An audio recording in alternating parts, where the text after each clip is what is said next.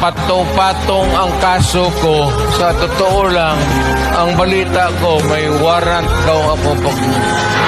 Matagal na akong hinahabol ng mga putang ina. Ano man ang kasalanan ko, na ginawa ko man ang lahat sa panahon ko para may konting katahimikan at mapayapa ang buhay ng Pilipino. Assuming na totoo, bakit ko ginawa yan? Para sa sarili ko? Para sa pamilya ko? Para sa inyo at ang inyong mga anak sa ating bayan. Bakit? Tumahimik ba ang bayan natin kung Pilipinos? Hold up dito, hold up.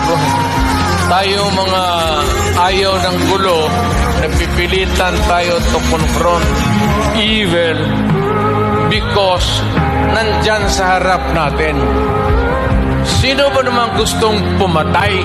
Utang inang yan.